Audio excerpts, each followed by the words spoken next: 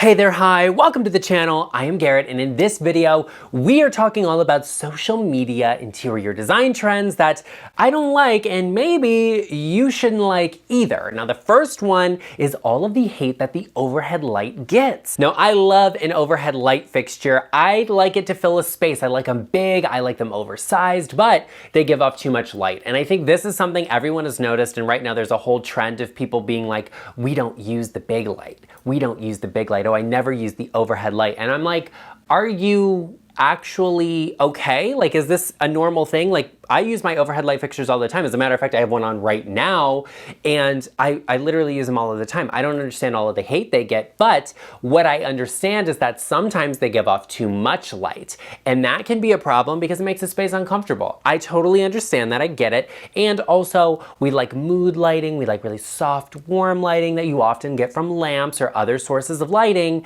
but we need to have the overhead light on. Like if you're entertaining and you invite everyone over and we're all hanging out in the living room and you have every light on in the space but the overhead light, I'm sitting here being like, is there electrical problems? Is something wrong? Is one of the bulbs burnt out and you're trying to cover up for it? Like what's happening here? Because it doesn't make sense. So when you're entertaining and when you're using a space, you want to be able to have that overhead light, which brings me to the question, have you never heard of a dimmer switch before? I love dimmers. I have them on nearly every overhead light, with the exception of the one in this space, because this is the filming studio, so I need them on full blast all the time. But everywhere else in my house, I have dimmers. And it's like I can use the light, I can set it really low, and I have massive crystal chandeliers that have a lot of lights on them. So I can make that lighting really comfortable with a dimmer switch. And it's like, do you not believe in them? Do you just not care about them? Like you spent all the money on the light fixture, you might as well put it on a dimmer to make it more comfortable. As a matter of fact, pretty much any form of wired in lighting should probably be on a dimmer in your home so you can adjust them and make them more comfortable. You can have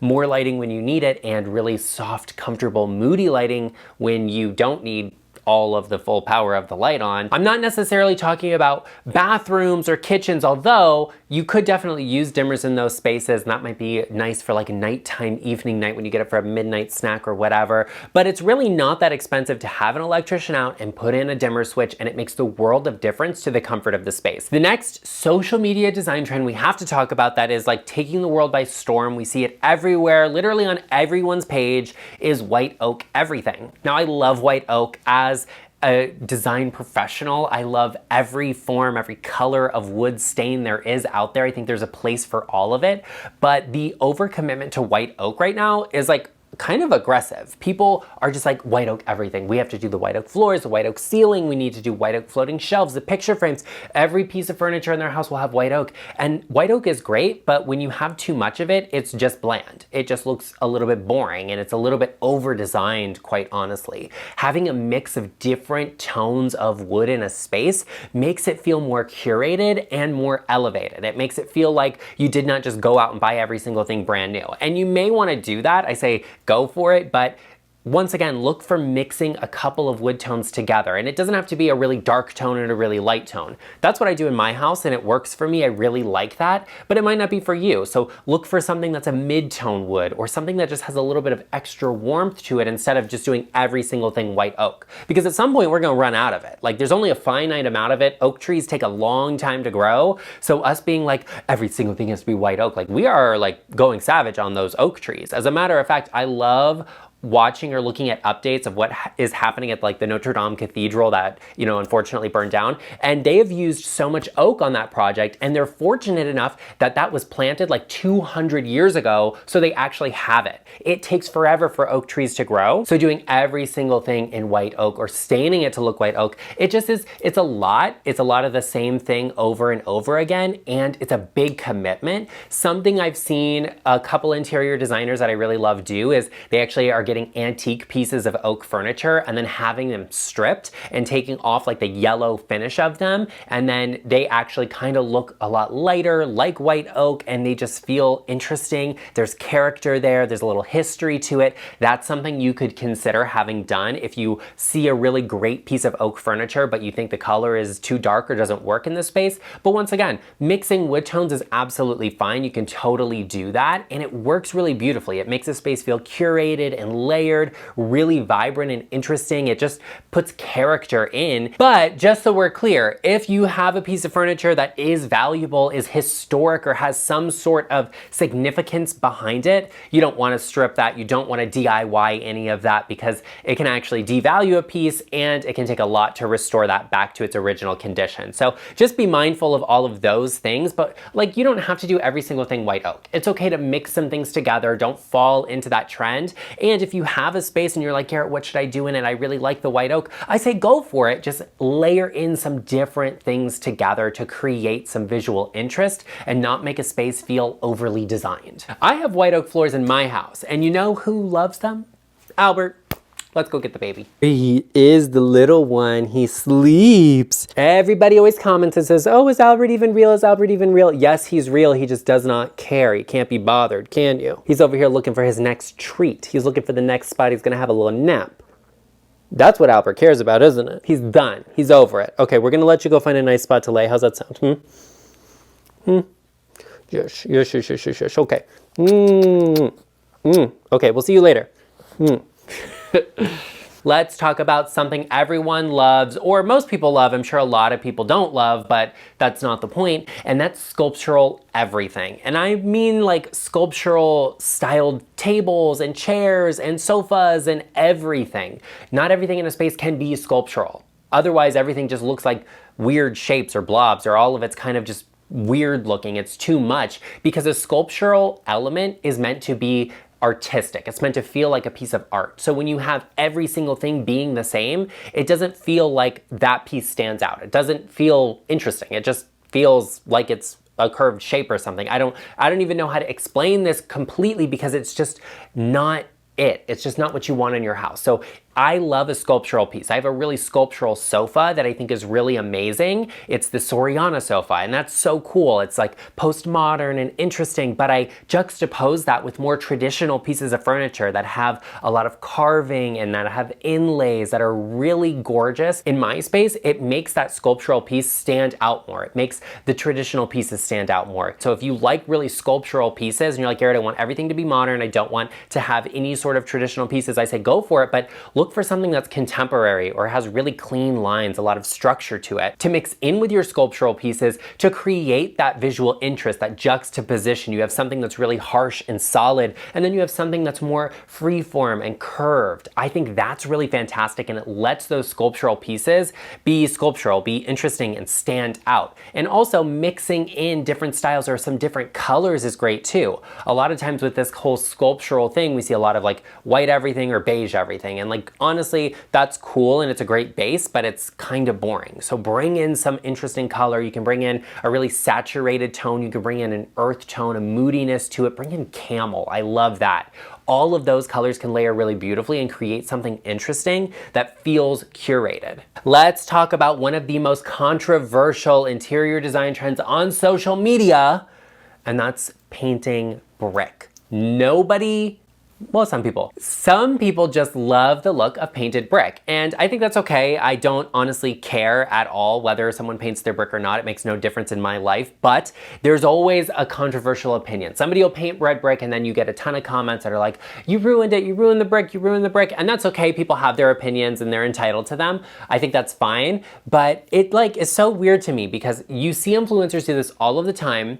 And they're like, oh, I got so much hate when I painted my brick. Like, were you surprised though? Were you surprised when you got the hate for painting your brick that you knew was gonna be a controversial thing? And honestly, I think influencers paint red brick just so that they get the engagement that comes from all of the comments. Honestly, I think that's what it is. And like, I just exposed all of them, and like the internet is shaking right now, I'm sure of it. But I just don't care about painted brick. Like, I don't really get the whole controversy. I don't love painted brick. I live in a red brick house. Would I paint it? No, but maybe somebody else would. I don't know. I'm not gonna sell my house to someone that's gonna paint the brick anyway, but that's not the point. The whole idea with the painted brick is that people just think the red brick is dated and they're like, oh, we need to refresh it, paint it white. And I'm just over that. Like, give us something interesting, give us something different, like, oh, a white house, like groundbreaking. You know what I mean? And it's always like these neighborhoods that'll be full of red brick houses, and then somebody comes in and paints one of them, and then 19 people on the street paint their red brick house white too. And the problem with that comes from now every house on the street looks the same again. If you live in a neighborhood that's full of red brick houses and you want to paint your singular house white,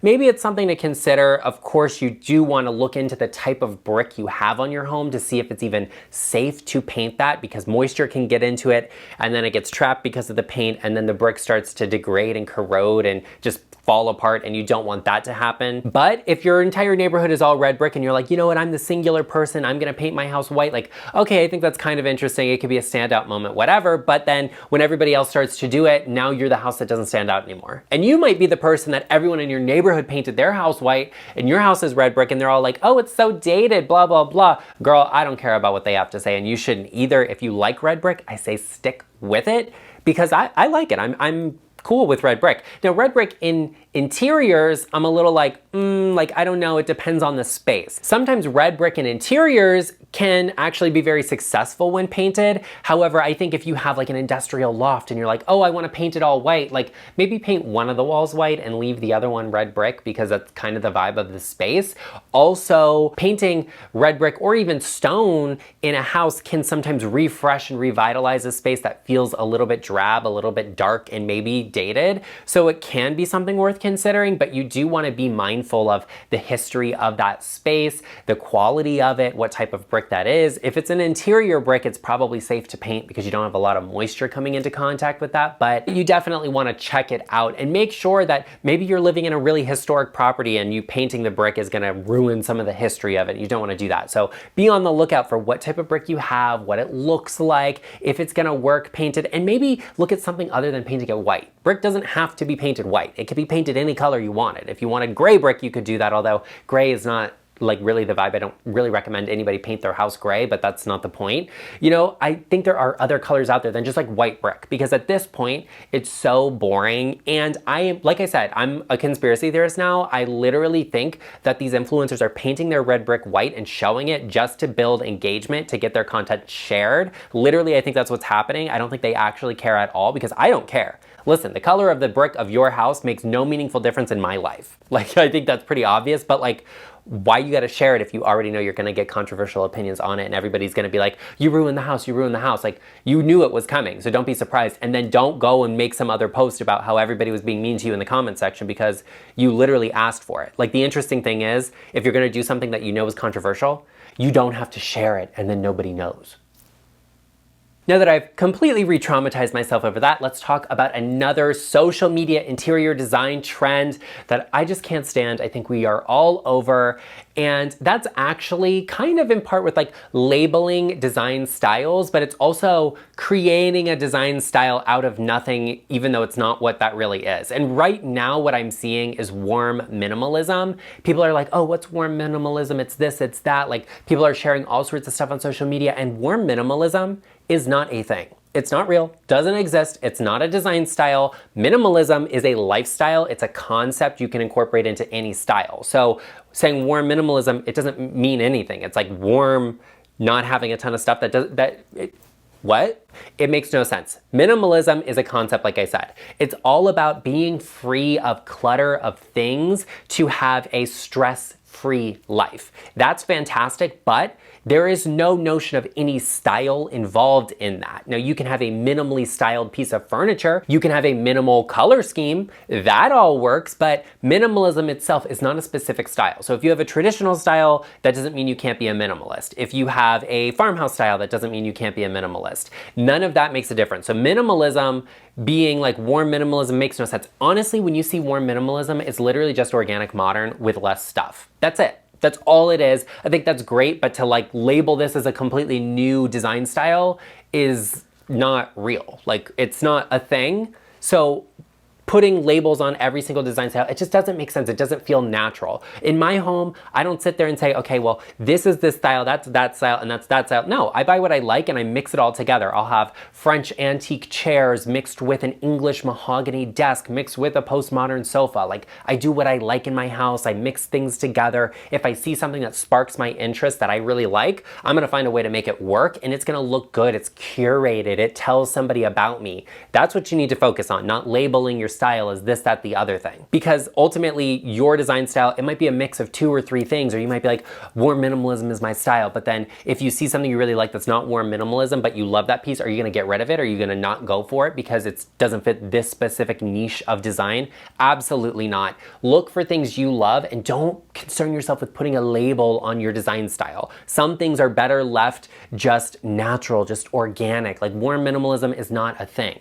Okay, it's a cool idea, like I like the concept of it, but it's not minimalism. It's literally organic modern without the vessel collections. Don't just stick to one niche of design. I follow content creators, designers, and just stylish people from all sorts of different categories and styles or whatever. I like maximalism and I like minimalism and I like organic modern, but I also follow people that have English country style and all of that in between. So follow people that spark your interest, that have just genuine style, and you'll get inspired by that, even if it's not for this one specific style. That all is what's gonna create an elevated space, not labeling your style and then sticking to it. I think you're better off focusing on what you love, what feels natural in your home, as opposed to what the latest or greatest or the newly defined style that is not new or whatever on social media is. While we're talking about social media and design styles, why don't you check out some luxury trends that are over in this video right here, and I will see you over there.